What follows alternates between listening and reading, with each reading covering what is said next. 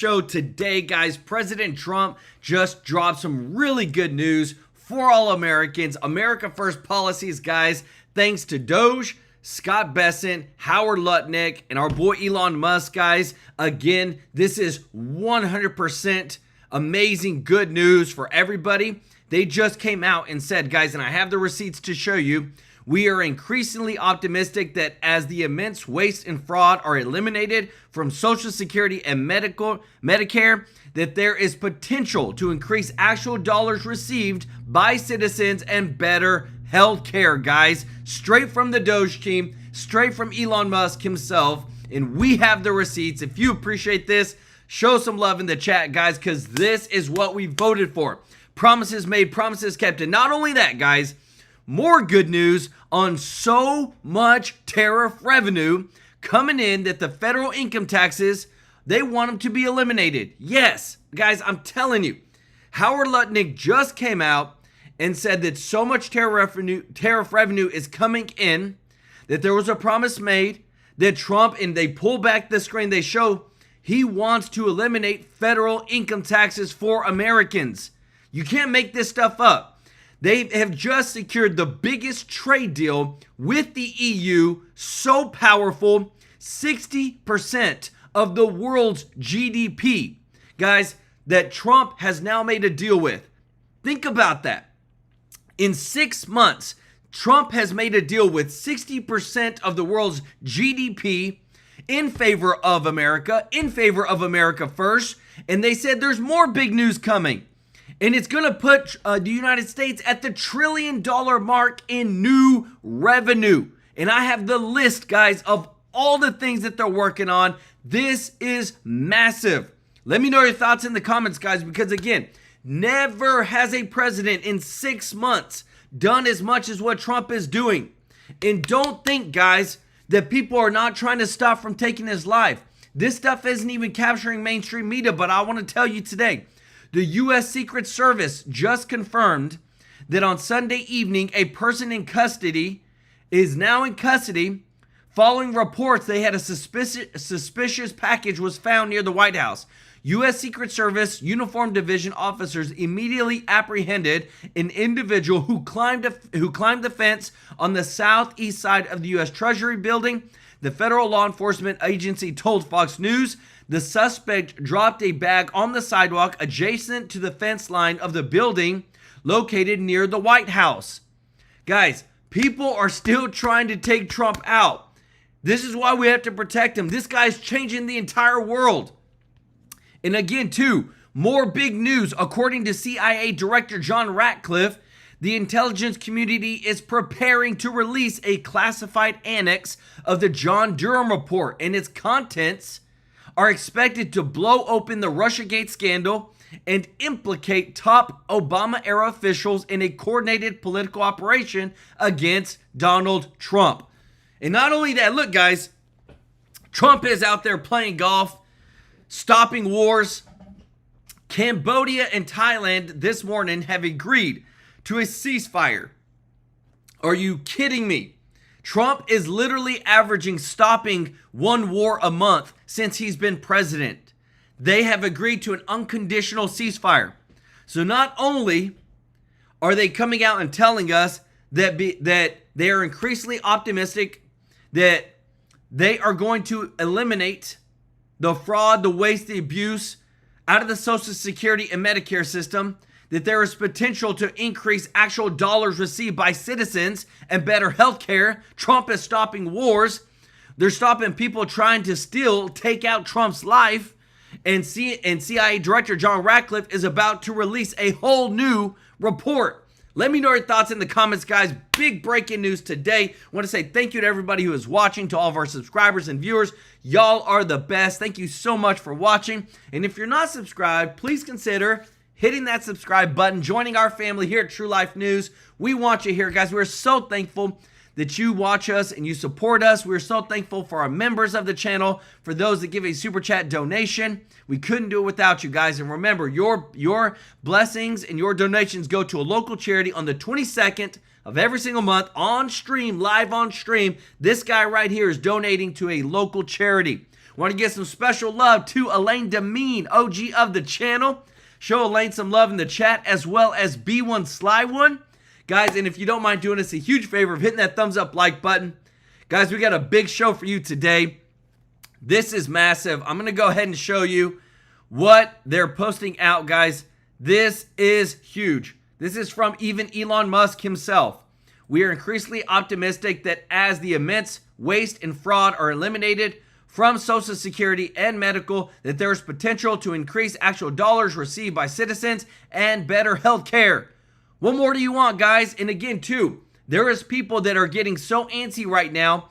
You have to see this, guys, that Secret Service thwart potential threat near Trump's White House grounds with rapid response. There is people still trying to take this guy out. That's why what I'm about to show you is so important that we continue to get to the bottom of it. Let me know your thoughts in the comments. Check this out.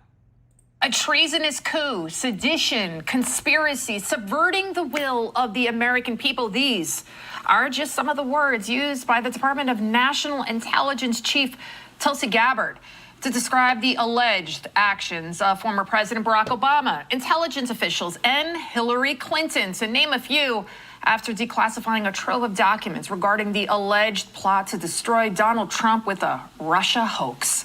And here's what President Trump says he thinks could happen if Obama were ever, if possible, to be held accountable. How do you think that the Supreme Court's ruling that benefited you on presidential immunity would apply to former President Barack Obama and what you're accusing him of doing? It probably helps him a lot. Probably helps him a lot, the immunity ruling. But it doesn't help the people around him at all. But it probably helps him a lot. He's done criminal acts, there's no question about it. But he has immunity, and it probably helps him a lot. This week, Gabbard posted a new 46-page document to X in which she says further shows that the Obama administration manufactured the 2017 intelligence assessment, which promoted the lie that Putin helped Trump win the 2016 election against Hillary. The Department of Justice has also now officially received a referral for criminal charges, who will then ultimately decide who gets charged and for what, revealing, though, that no one is above the law, not even a former president of the United States. Ooh. Guys, and I want to show you this, guys, again, because this is just massive, massive winning. If Trump wasn't president, none of this on the screen would have happened. Just think about that, guys, how powerful this list is. Trade deal with Europe, a new trade deal with Japan, which benefit the United States exponentially. Record high NASDAQ and S&P 500.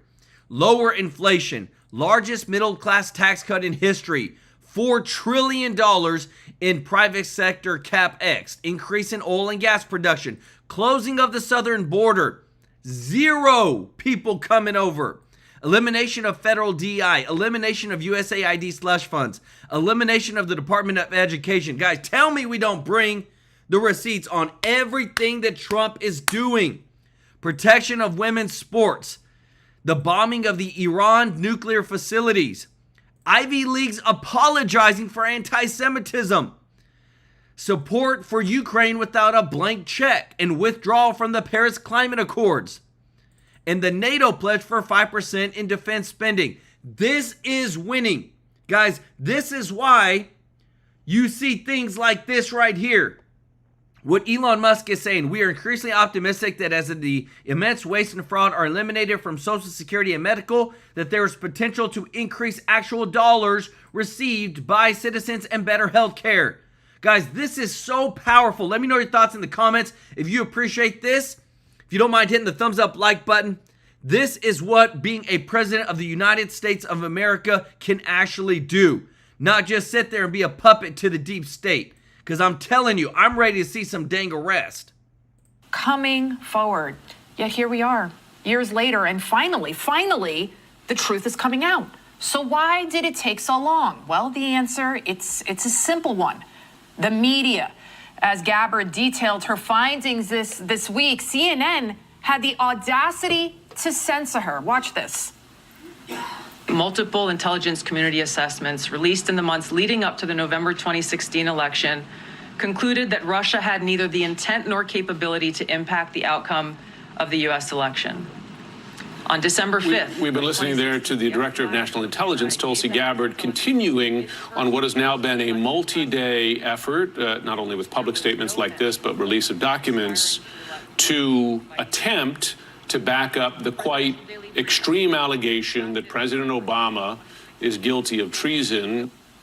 Attempt, quite extreme. You see how they're trying to kind of walk back what she's saying? And then take a look at this headline from NBC News, Gabbard and White House lying. But then when you actually read the article, there's a line in there. Susan Miller, a retired CIA officer who helped lead the team that produced the report about Russia's actions during the 2016 campaign, told NBC News it was based on credible information that showed Moscow sought to help Trump win the election, but that there was no sign of a conspiracy between the Kremlin and the Trump campaign. Okay, let me repeat that last line again, and that should have been the headline of that article.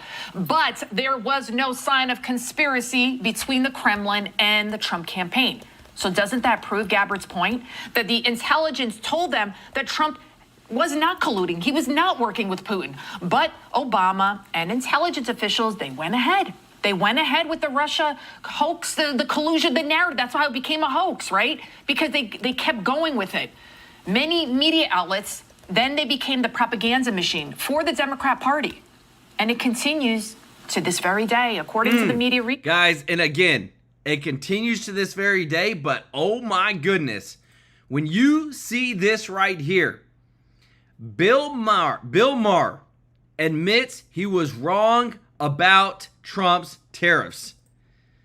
He said, I would have thought, and I gotta own it, that these tariffs were going to sink this economy by this time, and they didn't.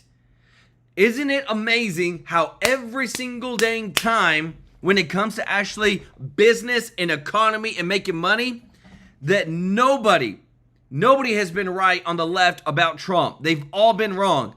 And this just shows you people are starting to turn, guys. This is what we want.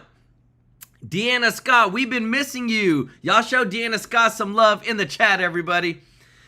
This is big because, again, too, it's not just about the tariffs. It's not just about, it's about getting Americans what they rightly deserve and making sure that we stop getting ripped off, guys. And again, I got to show you again because this just happened yesterday. Secret Service thwarts a potential threat near Trump's White House grounds with rapid response. This person had a suspicious package prompting the bomb squad response. There's people that still want to take out Trump, guys. There's still people that want this stuff to happen. But what I love is that not only the Secret Service are protecting him because they thwarted the plan, that Trump is still doing everything that he can to put America first. And again, too, everything that we're showing you, everything that's coming out, it's all America first and to the point, guys. I want to show you this.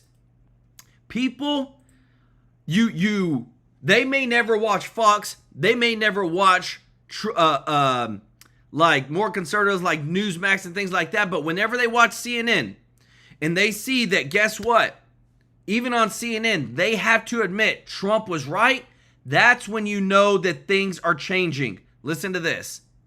This one was a surprising one to me, given everything that's going on in Russia, what happened in Iran, what happened in Gaza. But the bottom line is Democrats in the American voters' minds cannot hack it. What are we talking about? Party trust to more on foreign policy. Well, the GOP holds an average 6-point lead in the month of July. Look at this. Fox News came out last week, plus 3 points for Republicans on foreign policy over the Democrats. You think that number is not high enough for you? How about the Wall Street Journal? GOP plus 8 points when they match congressional Democrats up against congressional Republicans. The bottom line is this. Despite everything that's going on in the world right now, Republicans are more trusted on Democrats when it comes to foreign policy and the world at large. Guys, can you believe this? You got to imagine the producers, these guys, they're just cringing having to tell people that, guess what? People don't trust the dang Democrats when it comes to so many things. And Trump is not just doing a good job. He's doing a great job, and people support it because the entire world is safer. 6 wars, guys, have been stopped since Trump got into office. Foreign policy, you go back to 2024, Trump had a 6-point advantage over Kamala Harris.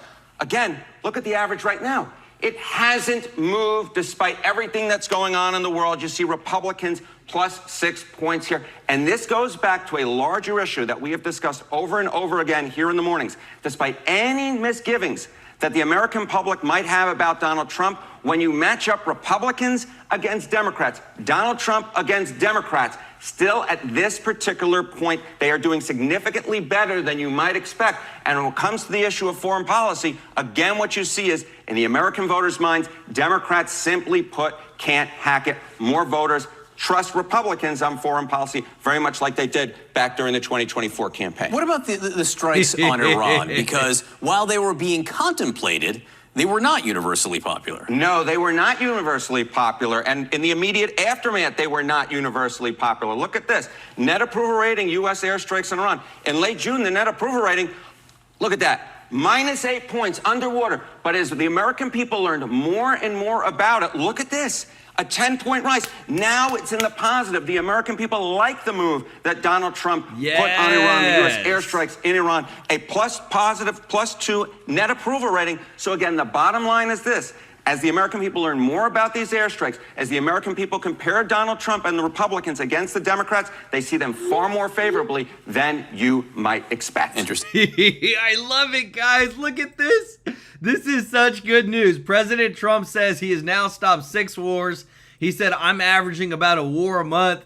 What a Donald Trump thing to say, guys. If you appreciate this, guys, if you don't mind hitting the thumbs up like button, guys, again, he deserves a Nobel Peace Prize for all the stuff that he stopped. He literally went to Cambodia and Thailand and talked to them while he was out there negotiating a deal with the EU. And guess what? This morning, Cambodia and Thailand agreed to a ceasefire. What more do you want? What more do you want from a president who's putting America first, who's literally has the DOGE team cutting out the fraud, waste, and abuse, who still has Elon Musk saying we are increasingly optimistic that as the immense waste and fraud are eliminated from Social Security and medical, that there is potential to increase actual dollars received by citizens and better health care? Guys, again, he is such a boss right now. Trump is at his highest approval rating. People love what he's doing. He's showing that he's the man when it comes to all this. And again, more stuff is coming out over the tariff revenue checks. More stuff is coming out over how much more money that we're getting from the tariff revenue. Let me know your thoughts in the comments, because this is MAGA winning. Guys, put it in the chat. Put in the comments, MAGA winning, baby. That's what we want. Check this out. Steve, he's pulled together more than nearly 60% of world GDP has now entered trade deals with the United States under President Trump in this first 6 months of this administration. I mean, that's incredible, right? Like, I mean, this EU deal last night, in and of itself, the U.S. and EU is about 44% of world GDP. Add in Japan, Indonesia, Philippines, and the United Kingdom here, which was the first big deal. You're at 60%, right? Like it's 57%, something like that, of world GDP. The president's put together a global alliance. He's putting the boot down on China, right? Like, I mean, I think that's abundantly clear, right? He's putting the boot down on China and really aggressively coming up against them. And that's why he's got Beth over there. And again, I asked him if he is willing to meet with Xi Jinping directly, and he said that he is. So I would imagine that a meeting between President Trump and President Xi of China is in the off very soon. I think it is. Matt, what's the vibe over there? We were told there's going to be all these huge protests. It looks like people greeting the president, at least at Turnberry, was overwhelming. These people coming out in Scotland just to see him. It looked like almost a MAGA crowd, like going over West Palm Beach over the bridge. What's been the sense of the place with President Trump since he started this a couple of days ago? Yeah, so we flew into Edinburgh a couple days ago. We were in the process of getting down here Turnberry, and we're on our way back to Edinburgh tonight. So we've gotten a real sense of the country, right? Like, so we've traveled throughout the whole country. We've talked to people all over. Look, Scotland's not the most conservative place in the world, right? Like, it's pretty liberal, right? Like, a lot of people here don't like the president's politics, but I will say everyone that we've met to a person is extremely polite. Right, like, so there's a politeness here. My grandparents are from Scotland. I've never actually been here before, and it's been an honor to come over here and do this interview and to cover this stuff and really get to know these people. But the fact is, I had no idea that people were so polite here. Right, like, I don't know if this is just a new thing, but almost everybody we're talking to knows that we were going there to interview the president and whatnot. And you know, so some people agree, some people don't. But I don't think that there's this, like, radical left like you see at home in the United States when you see the violent protests, like in Los Angeles or Philadelphia or something like that. It's not here, right? Guys, y'all hear that? Again, while Trump is overseas, he posted this morning, guys. I mean, this is just beautiful. He said, just spoke to the acting Prime Minister of Thailand and Prime Minister of Cambodia. I am pleased to announce that after the involvement of President Donald J. Trump, both countries have reached a ceasefire and peace. Congratulations to all by ending this war. We have saved thousands of lives. I instructed my trade team to restart negotiations on trade. I have now ended many wars in just 6 months. I am proud to be the president of peace. Let's go, baby. Texas Lazy Gardner, thank you so much for the super chat. Let's go. Said, love the channel, love Trump and all he does. Y'all show the Texas Lazy Gardner some love in the chat. Again, guys, it's so much winning for President Trump. He's using the trade talks to do what? To put America first, to make sure that we're stopped getting ripped off. And when we listen to this, guys, right here, so now that you've heard of all the stuff that's going on with Obama officials, listen to what they are trying to get to happen to make sure that we can prosecute these people, because some people are starting to move, like talking about getting out of the country. Listen to this. I think immediately, the Department of Justice should suspend or revoke the passports of every single person that was in the national security component of the Obama regime, and probably Biden, starting with Obama himself. I mean, do not allow these people to abscond from the United States of America, because some of them, I guarantee, are contemplating it because of what has been exposed.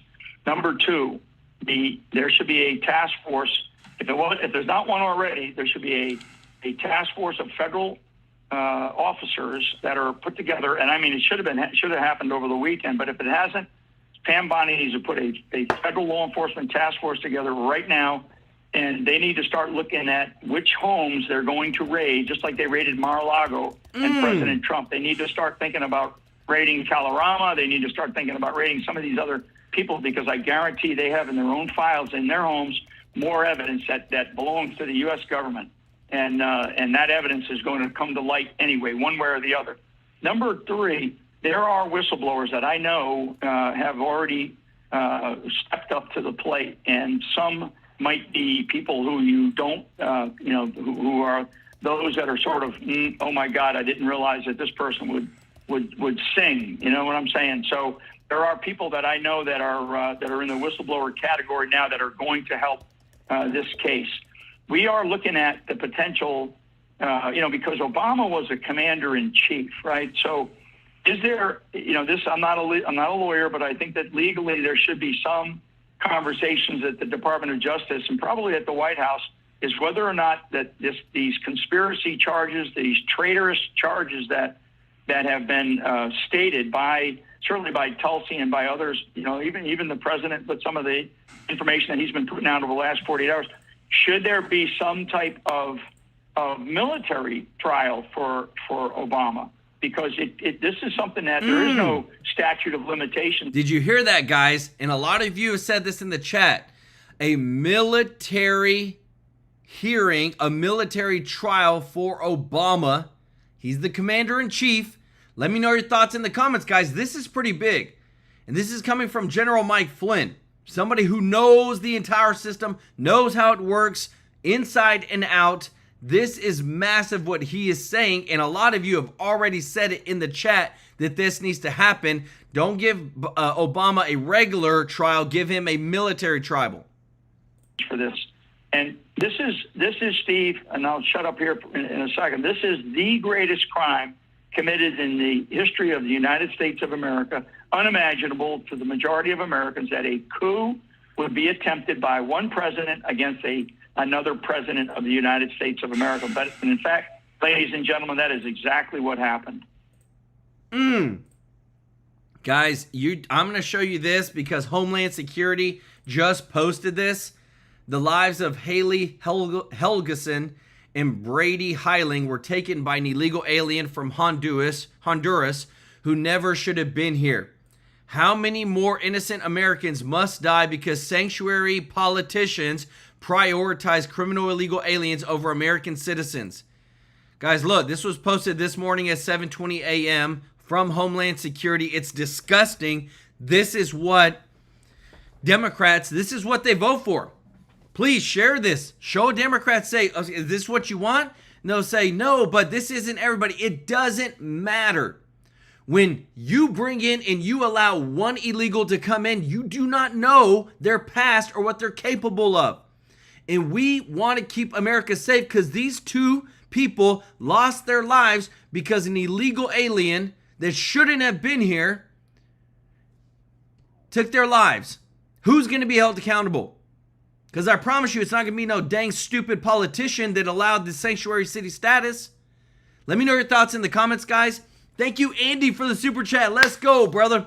He said, these two MAGA traitors, Speaker Johnson and Senator John Thune, are moving to block Trump from making any recess appointments by adjourning Congress every 4 to 5 days when we are going to get rid of them too. 100%. Get rid of the rhinos. Because I'm going to tell you this, guys. In about a month and a half, the Democrats, if they don't get everything that they want, they're going to shut down the government. Wow, I want you to hear everything, guys. While Trump is over here working on tariff revenue, rebate checks, things like that, they're already planning to shut down the government because remember, they have to pass it with a 60 vote threshold in the Senate. This is going to be big, but I want you to hear some good news first. Check this out. Right before arriving in Scotland for trade talks, President Trump says he's looking at ways to take all the revenue earned from his foreign tariffs and put it in your wallet in the form of a rebate check for Americans in certain income brackets. O'Leary Ventures chairman Kevin O'Leary joins us now to react. Kevin, do you like this idea of a rebate? I like, and I think every taxpayer likes better than this idea. Use any excess capital to reduce the national debt.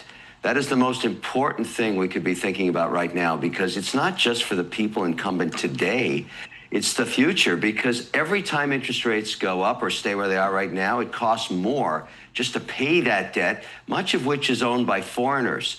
So within the administration itself, this is a big debate going on. We should really focus now on doing two things. One, get to a balanced budget. We got the big, beautiful bill through, and that's very important because it sets the tax rate, and it puts us very competitive against the G20 countries. That was good. But it's a $3 trillion add to our debt. So let's use any excess cash anywhere to get to that balanced budget and start paying down that debt. And that would make even more money come to America. Right. Everybody's always come here because it's the best market to invest in, but there is some concern these days about how big our national debt is getting. Absolutely, and it's a huge burden on future generations. I interviewed the president, Kevin, back in April, and I asked him about these tariffs replacing the income tax, so going further than rebates. Listen. Las aranceles van a reemplazar el income tax? You know, you're the only one that's asked me that.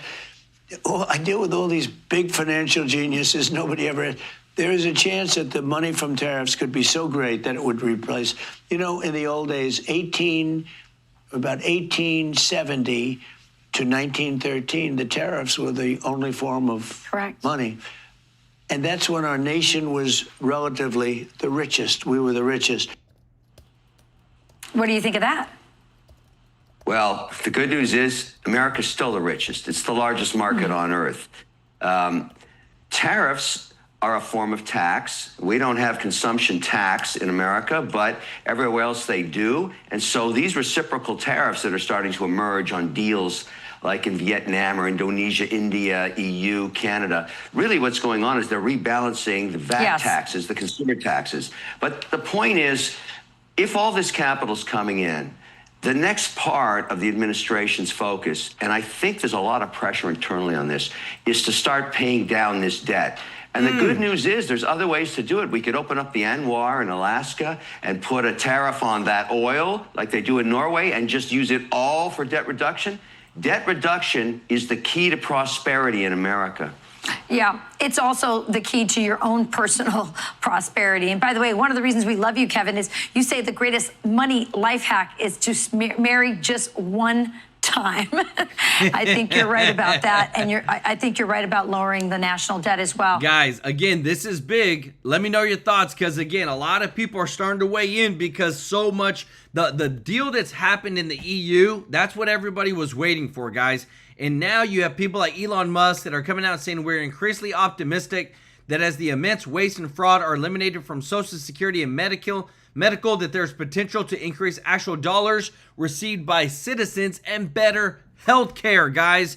This is what we voted for. Promises made, promises kept, guys. And what I love is that all the pit bulls that are fighting all the corruption, none of them have wavered. So even like what I'm about to show you next and what's coming out, this is massive over what is happening behind the scenes, that all of Trump's pit bulls are still going after corruption, especially when it comes to the Biden decline. Listen to this. Here in the House Oversight Committee room, this is where a lot of hearings are happening. And, you know, President Trump has talked about this auto pen scandal. He's talked about the fact that this... Guys, if you appreciate this, if you don't mind hitting the thumbs up like button, this is just beautiful what you're about to hear. This is probably the biggest political scandal in American history. What evidence do you have right now that would suggest that Joe Biden was not mentally fit, especially towards the end of his presidency? Well, we've all seen the Tapper book. We've all seen interviews from former Biden staffers that say they were blocked from meeting with the president, especially towards the last 1 year of his presidency. But what we've done in this investigation, we've brought Dr. O'Connor, the White House physician, in. We asked a simple question: were you ever told to lie about President Joe Biden's health? And he pled the Fifth Amendment. I think that's pretty damning evidence that the president wasn't mentally fit. We brought the first witness in, Neera Tanden, and she answered our questions. But Neera Tanden basically said that Joe Biden was shielded from a very small inner circle. She identified that inner circle. And I think from that point on, you've had a coordination from all the other witnesses, and they're all coming in and pleading the Fifth Amendment. I think everyone knows you only plead the Fifth to avoid self-incrimination. This is a massive cover-up, and what President Trump says is exactly right. This is the biggest scandal in the White House in my lifetime. So you've said that this could be a 25th Amendment level breach. You know, what are the constitutional stakes here? If you get a president that's in mental decline, like it appears Joe Biden was, then the cabinet is supposed to step forward and invoke the 25th Amendment. Clearly, the Biden administration did not do that. If you watch interviews from people like Pete Buttigieg, he said, look, I wasn't around Joe Biden towards the end. I think other cabinet secretaries are going to come out and say this, especially the ones who look in the mirror and see a political future. So no one is going to step forward at this moment and say Joe Biden was mentally fit. He knew exactly what he was authorizing his signature with the auto pen on. Not a single person has done that. So there's been some discussion of possible subpoenas for former First Lady Jill Biden, for Kamala Harris. What are you looking to uncover with those two in the event that you actually did issue a subpoena? Well, if it becomes clear that they were part of the inner circle that was calling the shots at the White House, then they will be brought in via subpoena for this committee. Now, I can tell you that many of the people that we have brought in already, we had pages and pages and binders of questions asked. A lot of the questions were obviously going to be centered around what role Jill Biden, what role Hunter Biden, and what, if any, role Kamala Harris played in the decision-making process down the stretch. But they're obviously pleading the Fifth Amendment. So if we can't get witnesses to answer that question, then I think the odds are very high that you will see a subpoena come out of this committee for Jill Biden and Hunter Biden. Guys, I'm telling you, right here, there's no way, guys, even in this one picture that I'm showing you, that Biden was mentally impaired. And it's not about being mean, guys. That's because I've been called that. I've been told, Joe, you're just mean. He was a poor old man. Poor old man? You talking about the president of the United States? That is the dumbest thing you could ever say when it comes to the person who literally controls nuclear codes. Are you serious? This guy's supposed to be on top of his game like nobody else. And when you had his wife, who she knew what was going on, to me, she's just as guilty as everybody else around him for what happened during his administration that we didn't even have a president. Don Sturgis, thank you so much for the super chat, brother. Said treason does not have a statute of limitations. A military tribunal is the correct jurisdiction to handle him. Mid-Michigan is with TrueLife News. Let's go. Y'all show Don some love in the chat. Because I'm telling you guys, what you're about to hear next, Joe Biden could be the very one that coordinated everything. That's how deep this is, what you're about to hear. President legally outsource his signature, and by doing that, his authority, without informing Congress, without informing the American people? I would argue you're only supposed to use the auto pen on anything that's not legal in nature. This investigation isn't about whether or not it's legal to use the auto pen. This investigation is, was Joe Biden mentally fit to make those decisions? Did Joe Biden have any idea what was being stuck in that auto pen and his signature being forged on these documents? And if you go back to the New York Times interview that Joe Biden gave, he admitted, well, he didn't know who a lot of those people were getting pardons. He delegated it to his staff. He incriminated himself there and put the entire pardon process in jeopardy in his last few months in office, because the president himself has to know who he's pardoning. That is the absolute last check and balance in the whole judiciary process. There was an executive order that the speaker referenced, and Joe Biden had no idea that he had signed it. So there's a lot of evidence that would suggest he probably didn't know most of the documents he was signing. A lot of the problems that President Trump's having in court is because of some of these executive orders that were signed in the lame duck period of the Biden administration, when by all accounts, he was completely shut out of the presidency. And I think this investigation is going to show that Joe Biden had no idea what was going on with that auto pen. And I think that could be used in a court to make many of these executive orders and pardons null and void. You have Democrats here on this committee, like AOC, like Jasmine Crockett. They, of course, downplay this, and they say that it's political theater. Tell me what it's like to try to conduct an investigation like this when, you know, they're trying to have these viral moments attacking Republicans in here. You guys are trying to do a real investigation that's highly important to the future of the country. It's Guys, almost and I want to say this because it just came out. We just showed you that this morning, Trump announced that Cambodia and Thailand agreed to a ceasefire following President Trump's involvement, per Reuters. But the reason that he did that, guys, just look how powerful the United States is when it comes to actually using our power as the biggest superpower in the world. President Trump just made it crystal clear to the world: no trade deals with countries involved in war. He says, if you're going to have war, I'm not doing a trade deal with you. That's just, I mean, plain and simple. Google user, thank you so much for the super chat. Let's go. Guys said, let's go MAGA. Y'all show Google user some love in the chat. I love it.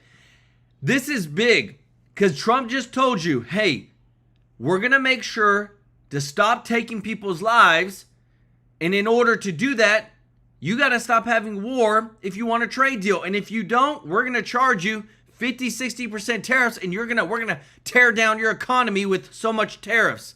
That is being the president of the United States, guys. Like, if you appreciate this, if you don't mind hitting the thumbs up like button, somebody who's not afraid to go on the world stage and exercise our strength and leverage to make sure that people stop dying. When did you ever hear something like that come out of Biden or Obama's mouth? Possible to conduct an investigation in this committee room. What we're doing with this investigation is we're conducting depositions and transcribed interviews. Every transcript will be released at the conclusion of the investigation, but we can't have a substantive hearing in this room because of the behavior of the Democrats. My job is to get the facts. We conduct investigations here. We can't prosecute anyone. We can't arrest anyone. At the conclusion of the investigation, we issue a report, and we'll deliver that report to Pam Bondi, the Attorney General. Since you've been here as part of this committee, I mean, you know, you've exposed Biden family influence schemes, you've exposed DOJ stonewalling, and now, of course, the auto pen scandal. So what do you feel like has been your biggest challenge, and maybe what are you most proud of that you've been able to do here? Well, the biggest challenge is getting information. A good investigation needs whistleblowers. We had that in the Biden influence peddling investigation with the IRS employees, Gary Shapley and Joseph Ziegler. This auto pen scandal is really helpful now because you have the tell-all books by Jean-Pierre that's coming out. You have the Tapper book. You have the Buttigieg interviews. You had the Joe Biden interviews, New York Times. The biggest challenge has been the media. You know, the mainstream media, they attack me, they attack this committee, and they try to say no evidence, no evidence, no evidence. They try to spin when everyone in America, they can tell this president was being dishonest. Now you have a situation where they saw in the debate against President Trump, Joe Biden wasn't mentally fit to be president. And this investigation is something I think the American people are keeping up with, and they want to know who was calling the shots. Hopefully we'll be able to find that out. Absolutely. So powerful, guys. I want to show you this because, again, like I told you, it's taking off right now. Howard Lutnick says we are bringing in $700 billion annually from the tariffs. We're getting closer to eliminating income tax on those earning $150,000 or less. Goodbye, IRS. Hello, External Revenue Service. Like, guys, just imagine. The red wave would be so massive. America will never be the same again for at least the next 30 to 50 years. If Trump is able to eliminate the Internal Revenue Service, bring in the External Revenue Service, and allow for Americans making under $150,000 a year not to pay any federal income taxes. Like, you can't, like, it's so out there. But again, with what you're about to hear, this is from the Secretary of Commerce, guys. This is massive. Listen to this. So I sat down with Commerce Secretary Howard Lutnick to discuss the president's goals during this trip and news of a check that might be coming to your mailbox. Mr. Secretary, welcome back to Fox News Sunday. Great to be here. Okay, August 1st, that deadline is coming within a matter of days. Will there be any more grace period, any more extensions, and what deals are closest to getting done at this point? Okay, so no extensions, no more grace periods. August 1st, the tariffs are set. They'll go into place. Customs will start collecting the money, and off we go. Obviously, after August 1st, people can still talk to President Trump. I mean, he's always willing to listen. And between now and then, I think the president's going to talk to a lot of people. Whether they can make him happy is another question, but the president's definitely willing to negotiate and talk to the big economies for sure. Okay, so folks are nervous. We have brand new polling on that this week. And when we asked in our Fox News polling how people are feeling about things, the president is underwater by double digits on the economy, on inflation, and tariffs. And they may be reacting to reports like this one from the Yale Budget Lab, estimating that Americans now face the highest tariff rate since 1910, an average cost of $2,800 per household this year. So you keep saying Americans are going to love these deals. They're very skeptical and they're worried at this point. Guys, just remember, she cited Axios, very left wing. Well, I think you'll see as they flow through the market, but what's going to happen is very few products are actually going to move their price, and basically $700, $800 billion, maybe it's possible we get near $1 trillion of revenue will come into the United States of America, reducing our deficit. And what do you think is paying for no tax on tips, no tax on overtime, no tax on Social Security, right? These are the monies that are going against that. So I think if you take a look at the whole thing, it's going to be fantastic. Okay, so looking at a PolitiFact report, they cite the Congressional Budget Office, which I know you guys feel like does not take in all of the necessary growth factors and those kinds of things. But they say this, an analysis by the CBO projects that 10 years of tariff revenue increases under Trump won't pay for the added deficits from his bill, meaning the one big beautiful bill, or the cumulative deficits over the next decade. The projected added deficit from the bill is $3.4 trillion. On top of the existing projected deficit over the next decade of $21.8 trillion, they say the tariff math doesn't add up. Your response? So the tariff revenues are amazing, right? $700 billion a year. That's just net new money the government never had before. So you take that every year for 10 years, that's $7 trillion. And then what they're not counting is the way the president is smashing open these markets. You got every market, right? Japan, Indonesia, Vietnam, you name the deal he does, and he opens that market. That's going to have export growth, right? Never before has our ag and our industrials actually had access to these markets. You know, we're meeting later today with the European Union. You know, the president's goal, get those markets open for Americans to export to them. And that growth is going to pay for everything. It makes Americans richer. And, of course, our tax revenues go up the right way by Americans making more money by winning in business. So that EU meeting, everybody's going to be watching to see what comes from that. The president has said at this point he thinks it's a 50-50 odds that you'll actually get a deal done with them. The Wall Street Journal reports this. The EU has prepared retaliatory tariffs that could affect more than $100 billion worth of U.S. goods in case a deal isn't reached. Where do you put the odds, and what's the impact on the U.S. economy if that happens? Well, look, the president of the EU is coming to meet President Trump. So if the president puts the odds at 50-50, those are the odds. Look, Europe needs to make a deal and wants to make a deal, and they are flying to Scotland to make a deal with President Trump. The question is, do they offer President Trump a good enough deal that is worth it for him to step off of the 30% tariffs that he set?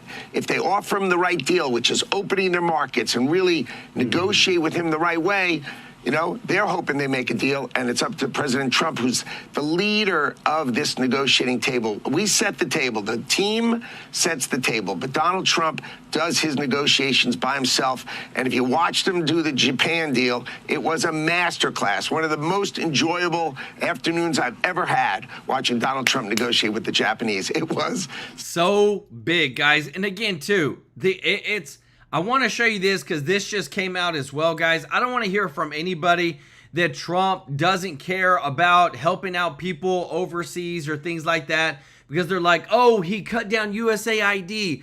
Oh, my goodness, so many people are not going to get the help. Well, guess what? Trump said today that the number one priority in Gaza was getting people fed because you have a lot of starving people, adding that he was going to take a position on Palestinian statehood at the moment. Like, number one priority is getting people fed, taking care of people, using tax dollars to take care of another country. So when it comes to all these things that you hear about Trump not truly being the worldwide leader, he's literally doing it right now.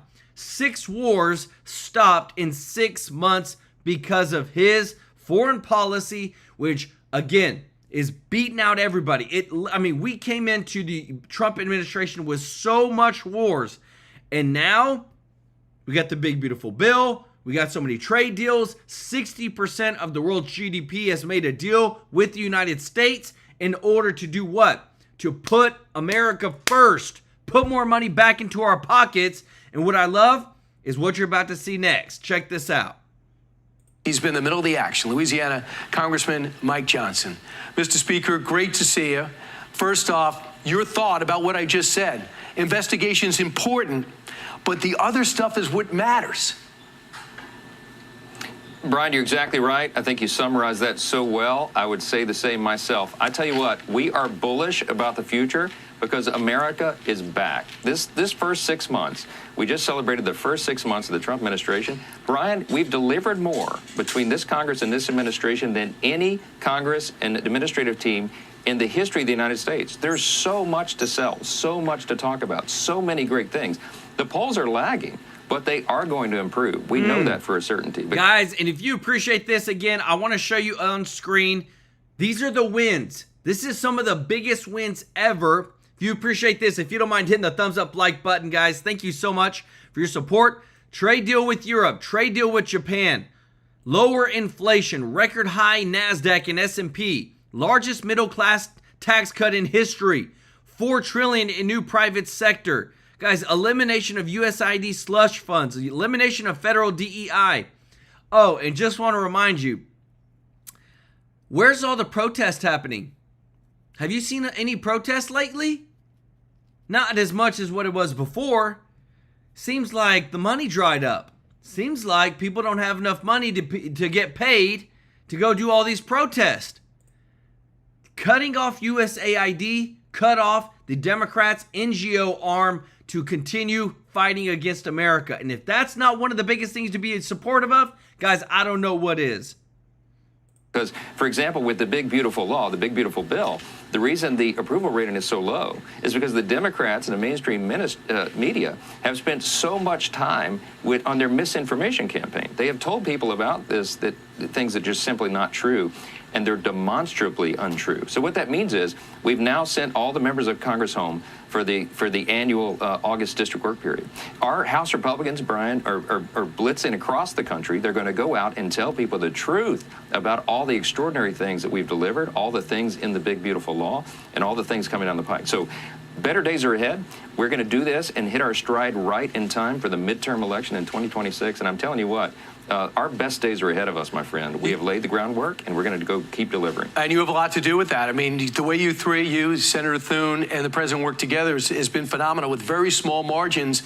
And I think Democrats are really surprised by it personally. You got about a 219, 212 advantage with 4 vacancies now in the House. And history says you're going to lose the majority, although you have a different take, especially with these historic lows. Would also say with historic low Democratic polling. What stands out for me is the money that's coming in. For example, on these data centers. I was struck today, this week, when I talked to one of the executives at Meta. They're building in Louisiana, in a working class area, a brand new data center. And they need plumbers, they need pipe fitters, they need electricians, and they're paying about $200,000 each. I mean, is Louisiana ready to absorb this? Is America able to fill those jobs? Absolutely. We got hardworking, conscientious folks. They're ready for that opportunity, and that'll be one of the largest data centers ever constructed. But the good news is, Brian, there's more of that coming to other areas around the country, in rural areas where these data centers will be constructed. There'll be more jobs, more innovation, more opportunity for more people. What we did with the One Big Beautiful Bill, and which is now the law, is we created a pro-growth economy. There's so much in there, jet fuel for the U.S. economy, so that all boats will rise. Remember, after the first 2 years of the first Trump administration, prior to COVID, we had the greatest economy in the history of the world because we did the things that we always said we believed in. We cut taxes, we cut regulations, we gave everybody more opportunity. Brian, this time we're doing it on steroids. This bill, this legislation is much broader than what we did in the first term. So everybody's going to feel that. And more of that opportunity, more of that ingenuity is going to happen. America's back. We are the great superpower on the planet. Everybody around the world is taking notice. Our allies are applauding, and our enemies are shaking in their boots. It's a great time to be an American. It's a great time to be a Republican. And in 2025 and in the 26 midterms, the thing that's different now is the margins are going to be small for either party. And I guess it's because so few House seats are up for in danger, for example. I mean, there are 13 House seats that Dems have won in districts the president polled better. Overall, the GOP seats that are in possible jeopardy, they label at 29. How do you feel about both those numbers? I feel great. When I say we're bullish about the 2026 midterm, we really are. We're going to grow the House majority for the Republican Party. Lots of reasons for that. You've implied a few of them tonight, but we had a true demographic shift in the 2024 election. Record numbers of Hispanic and Latino voters, Black and African American voters, Jewish voters, union workers, people who came to the Republican Party who had not traditionally been there in large numbers. We've now just delivered for them and will continue to do so they'll stay with us. And then we have that very favorable election map. As you said, 13 House Democrats sitting in districts that Trump won. They're terrified. We only have 3 House Republicans in districts that Kamala Harris won. Lopsided map, offensive opportunity for us. We're going to go out and take those seats back and grow that majority. So my job's just a little bit easier, Brian. Mr. Speaker, your life was so simple. Guys, and I want to show you this because it's just insane. I'm going to go ahead and put it out of your mind, or for anything you've ever seen. President Donald Trump said today that it would be inappropriate to discuss the possibility of a pardon for Jeffrey Epstein's former associate, Ghislaine Maxwell. What she did was despicable, disgusting, and sick. She's not getting a pardon. A lot of people are saying, well, what if we give her a pardon and she turns in over all the names? She's already done it, guys. She's already given over 100 names about who was on the Epstein list. Over 100 names. And a lot of people are like, how could she remember them all? Guys, when you're at that high level and you do, and that's what your job is, you don't forget. Just like you don't forget your numbers. Anybody can count to 1,000. Anybody can say your ABC, stuff like that. You just don't forget, especially when you're dealing with that level of job. But what I love is that, again, too, the midterms are coming up. There's a lot of things that are going to have to take place, guys. Trump's not waiting. Everything about winning the midterms has to happen. We have to have a red wave, or else we are not going to be able to get Trump's agenda done, and they're going to impeach him. Mark my words, guys. If we do not win the midterms, they will impeach Trump's butt in a heartbeat. And that's why stories like what you're seeing right now, we have to get out there. We have to get to the bottom of, because if we don't, then we will lose again. Check this out. Senator Cruz, thank you for doing this. Sorry we're delayed, but it's great to have you here. Okay, let's jump right in. We know how bad this is, the most egregious weaponization and politicalization of intelligence in American history. That's Tulsi Gabbard saying that. I doubt whether you would disagree much with that. Question I have, sir, the strike force of the Justice Department is taking over these materials. Everyone is calling for accountability. The question is, what can it do with Obama, with Brennan, with Clapper, with McCabe, with Comey, all these characters that you know all too well? In your judgment, as a legal scholar, I mean, what happens here? What does the Justice Department do? Well, the natural place to start is looking at accountability for lying under oath. And you have multiple members of Obama's national security team that testified in front of Congress, and it appears right now deliberately lied under oath. You know, what Tulsi Gabbard revealed is stunning. We've known for a long time that the Obama team pushed the Russia hoax. What we didn't know is that the Obama team knew it was a hoax and had repeatedly concluded that Russia was not trying to interfere in the election until December of 2016 when they changed their tune. And I want to go through a few of the things Tulsi Gabbard made public. In August 31st of 2016, a DHS official tells the former head of the DNI, James Clapper, that there was, quote, no indication of a Russian threat to directly manipulate the actual vote count. That was in August. September 2nd, 2016, the FBI said it was, quote, uncomfortable, implying that there was definitive information that Russia intends to disrupt our election choices. September 9th, 2016, the intelligence community concluded, quote, that Russia was probably not trying to influence the election by using cyber means. That's September of 2016. Fast forward to December of 2016, after the election. On December 7th, DNI Director Clapper's talking points read, quote, foreign adversaries did not use cyber attacks on election infrastructure to alter the U.S. presidential election outcomes. That's December 7th. December 8th, President Obama's presidential daily brief, quote, "We assess that Russian and criminal actors did not impact recent U.S. election results by conducting malicious cyber activities against election infrastructure." So all the way up until December 8th, they're saying over and over and over again, Russia's not interfering, it's not having an impact.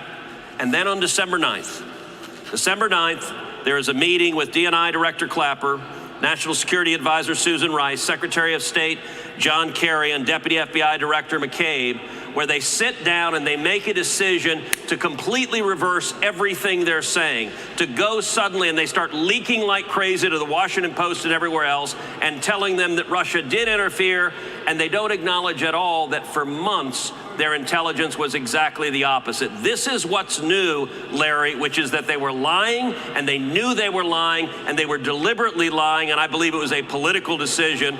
And so I, for one, I want to see real accountability as well. Senator, who quarterbacked that? Who, quote, manufactured it? We've got Mr. Trump's going to speak, but I want you to follow through on this. What's very informative. Who manufactured that? Okay, Tulsi Gabbard is putting it right at the doorstep of Barack Obama. I guess presidents don't have, presidents do have criminal immunity, but how do you make accountability if he was the guy that quarterbacked it? Well, look, the president, I think, directed it. Obama was the one in charge who directed it. But the people who have immediate liability are likely to be the people a little bit further down the food chain. Obama did not testify under oath anywhere, whereas his minions did. They're the ones facing the most direct liability. If you also have them, if the evidence proves that they manufactured evidence that is fraudulent, there's potential liability there as well. I'm very glad that Pam Bondi has created a special task force to investigate this. That's exactly right, and prosecute anyone who violated the law. That's the right thing to do. Just in a moment. Guys, and this is again too, all this stuff, we're literally seeing just the very beginning of it. CIA director set to release never before seen intelligence that has DC in a panic. Obama official didn't just abuse their power. They conspired against Trump. They conspired against the American people. This is what CIA director is saying. And when you look at the new task force for the Russian collusion, that all that happened, guys, this is going to change everything. Because again, too, it's going to take resources. It's going to take using a lot of money, and we're talking tens of millions of dollars, to go through and filter out all the noise, clean everything up, and put America first through all this. Because again, too, there is a lot of, think about it, all the money that comes in from the foreign people, all the people that are trying to disrupt this all, it's all because people are getting paid. Always follow the money. That's what we're trying to show you here, guys. And again, the Democrats, they have no leg to stand on right now. With everything that's going on, we're showing you firsthand, guys, that even I want to show you this because it's super important. Going on all these other different networks, what they're trying to say, how they're trying to twist things, we show you everything, guys. And if you appreciate this, if you don't mind hitting the thumbs up like button, and you have to have people that are willing to go on these other networks and tell the truth. Listen to this. Welcome back. Joining me now is House Speaker Mike Johnson of Louisiana. Speaker Johnson, welcome back to Meet the Press. Great to be with you. Well, it is great to have you. You just heard my conversation with Congressman Massey, Congressman Khanna. So let me start off with this question. Why did you adjourn the House early? And does it run the risk of feeding the perception that there's something to hide in the Epstein matter? Look, these are all important questions. Let me be absolutely clear, as we have been from the very beginning. House Republicans insist upon the release of all credible evidence and information related to Epstein in any way. But we are also insisting upon the protection of innocent victims.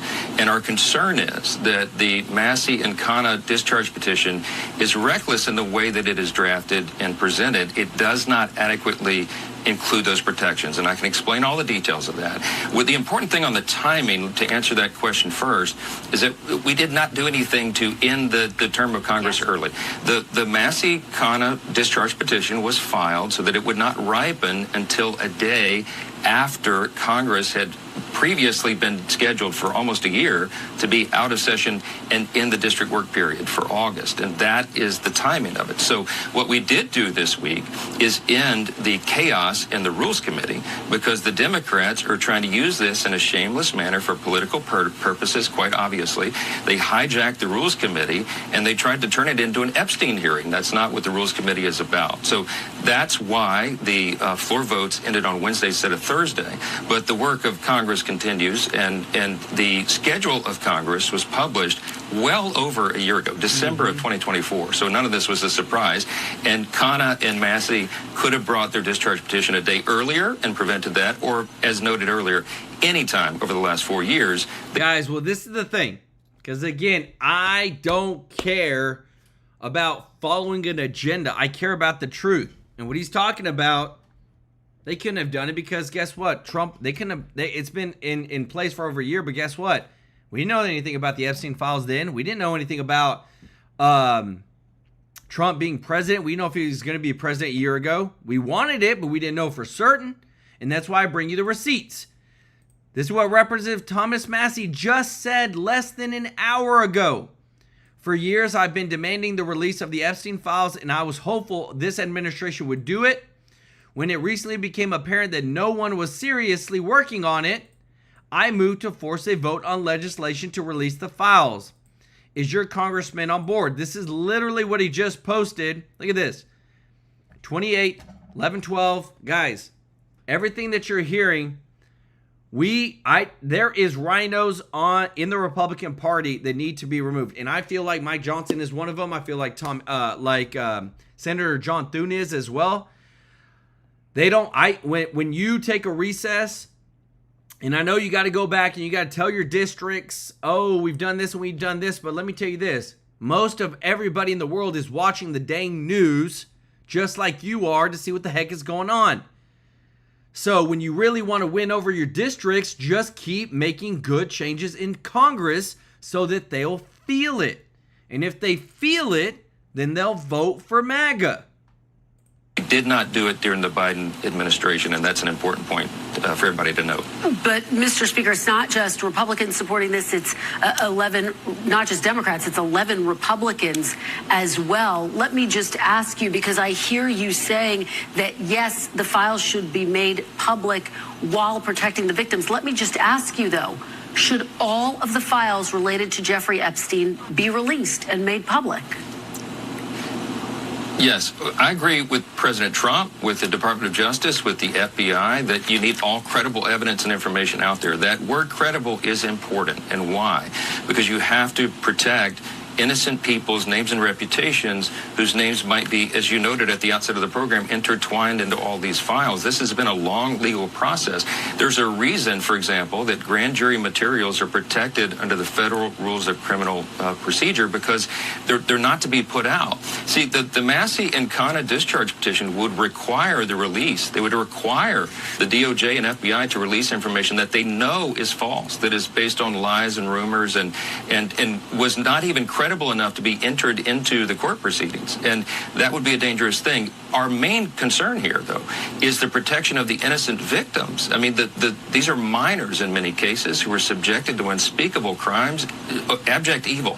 They've already suffered great harm. We do not need their names being unmasked. The Massey and the Khanna discharge petition does not have adequate protections. For example, in the way that it was drafted, they cite that they don't want child abuse, sex abuse information uncovered, but they cite the wrong provision of the federal code, and so it makes it unworkable. It requires the DOJ to release grand jury testimony. They are prohibited by law from doing so. So it is not the right approach. There is another approach out there.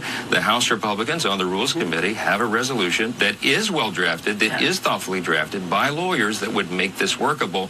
That's the approach. We have to protect the innocent. We'll do it at all costs. Guys, I tell you what, if you just heard it right there, when it comes to the dang lawyers, you got to have a lawyer, because there's just people don't believe in just doing right. People believe in finding loopholes. They believe in lying. They don't believe in true justice, guys. And that's the sad thing to say, is that you just heard the Speaker of the House saying that it was drafted by lawyers, because you got to put in the legal stuff, because that's how corrupt our government is. We just can't go after the bad guys, because then you get lawsuits and this and this and that. It's just a terrible thing.